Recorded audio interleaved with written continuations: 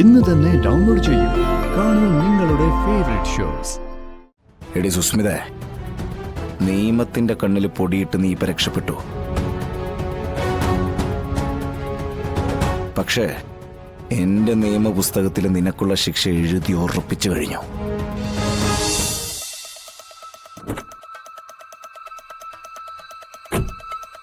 കൊണ്ടോ വേഗം.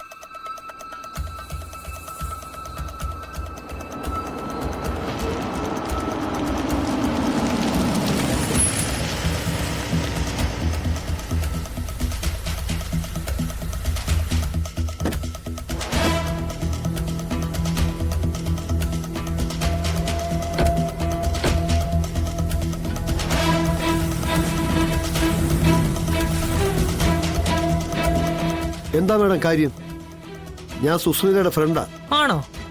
എങ്കിൽ കേട്ടോ, വിഷ്ണുവിന്റെ ലോറിയിൽ സ്പിരിറ്റ് വെച്ചവര് പറഞ്ഞത് അത് അവരെ കൊണ്ട് ചെയ്യിപ്പിച്ചത് സുസ്മിതയാണെന്നാ. ഇവളുടെ സ്വഭാവം വെച്ച് അങ്ങനെ ചെയ്യിക്കുന്ന ഞങ്ങൾക്ക് അറിയുകയും ചെയ്യാം.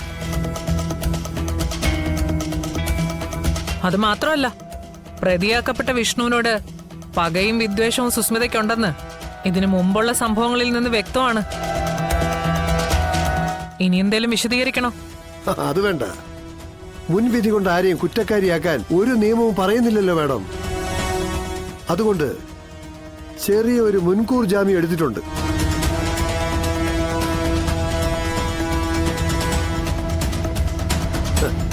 അതും കൊടുത്തേ.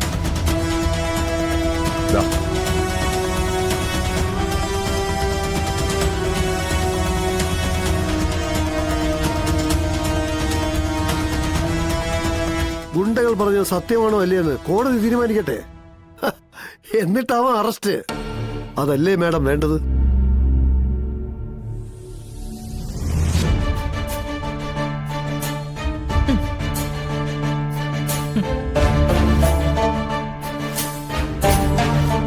പുള്ളിക്കുറവനും മരണമൊക്കെ നമുക്കങ്ങ് വിടാം. കഷ്ടകാലം വരുമ്പോ കൂവുന്നത് ആരാണെന്നല്ലേ മാഡത്തിന്റെ സംശയം?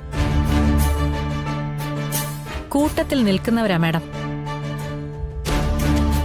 കാടിളക്കി അറസ്റ്റ് ചെയ്തവർ ദാ ഇതുപോലെ കൺമുന്നിലൂടെ കൂളായിട്ട് ഇറങ്ങിപ്പോകുമ്പോ കൂട്ടത്തിൽ നിൽക്കുന്നവര് കൂവും. നേരിട്ട് കൂവിയില്ലെങ്കിലും മനസ്സിൽ കൂവും.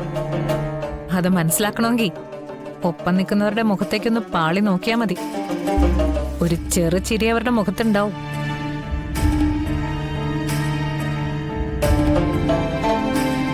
അതിലെല്ലാം ഉണ്ട് മാഡം. പരിഹാസവും കളിയാക്കലും എല്ലാം.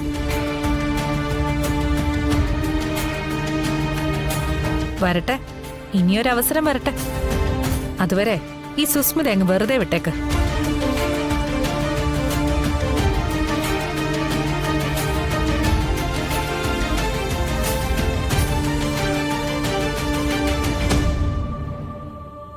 നിഴല് പോലെ നീയല്ല വിഷ്ണു, നിനക്ക് പുറകെ ഞാനാ ഉണ്ടാവുക.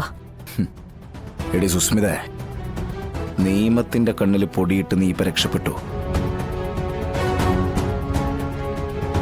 പക്ഷേ എന്റെ നിയമപുസ്തകത്തിൽ നിനക്കുള്ള ശിക്ഷ എഴുതി ഉറപ്പിച്ചു കഴിഞ്ഞു. അത് തടയാൻ നിനക്കോ നിന്റെ കൂടെയുള്ള ഉപഗ്രഹങ്ങൾക്കോ കഴിയില്ല.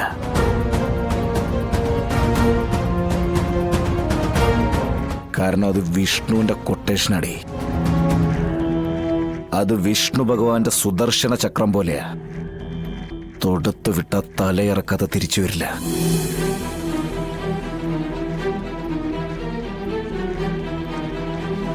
സൂക്ഷിച്ചു നീ. നിന്റെ തലയ്ക്കുള്ള രക്ഷ ഇനി നീ മാത്രമാ.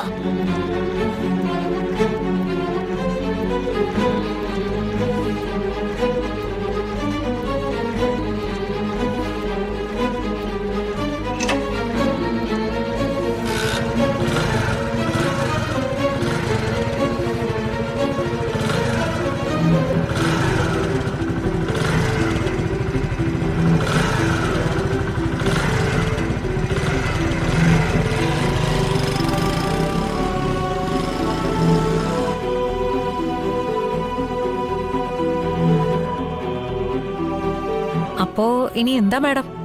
കൊടിയേറ്റും ഉത്സവമൊക്കെ കഴിഞ്ഞില്ലേ? ആ സ്ഥിതിക്കങ്ങ് മടങ്ങാലോ.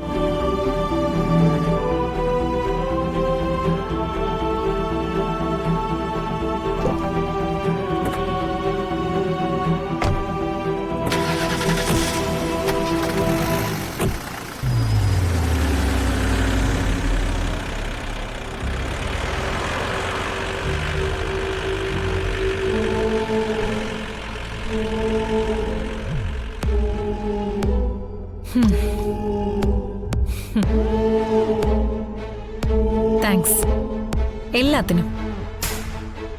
പിടിക്കപ്പെട്ട ഗുണ്ടകൾക്ക് ആവശ്യത്തിന് കാശറിയണം. ഇനി സുസ്മിതയുടെ പേര് അവർ പറയരുത്. അവരിനി എന്റെ പേര് പറയരുത്. ഒന്നുകിൽ പണം, ഇല്ലെങ്കിൽ പണി. രണ്ടിലൊന്ന് അവിടെ നടക്കും. ഇത് സുസ്മിതയാ പറയുന്നത്. സുസ്മിത.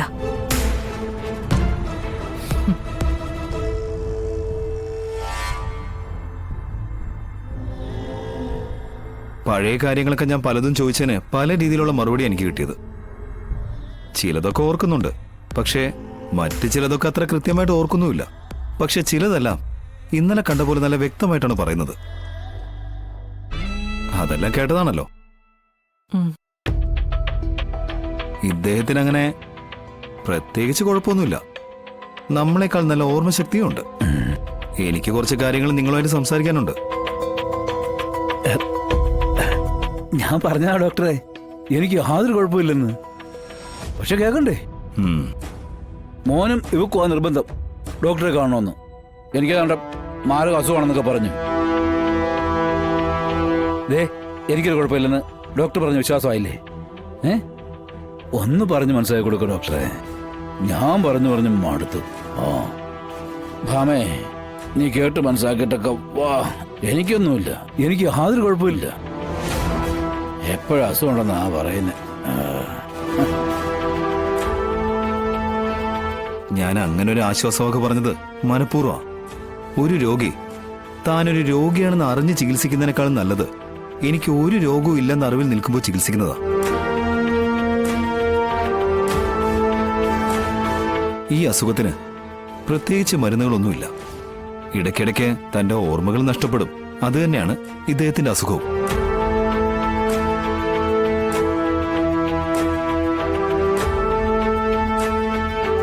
ആ നഷ്ടപ്പെട്ട സമയത്തെ ഓർമ്മകൾ ഇവരുടെ മനസ്സിലൊരു ബ്ലാങ്കായിട്ട് കിടക്കും. അതൊരിക്കലും ഓർത്തെടുക്കാനോ ബ്ലാങ്കായ ഭാഗത്ത് പഴയ ഓർമ്മകൾ കൂട്ടിച്ചേർക്കാനോ ഇവർക്കൊരിക്കലും കഴിയില്ല.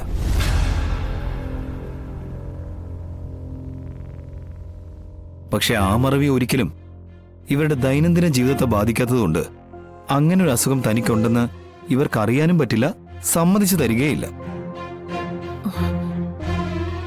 ഡോക്ടർ, അപ്പൊ പിന്നെ ഇതിന്റെ ചികിത്സയൊക്കെ പിന്നെ എങ്ങനെയായിരിക്കും? കെയർ ചെയ്യുക എന്നത് മാത്രം ഏക വഴി.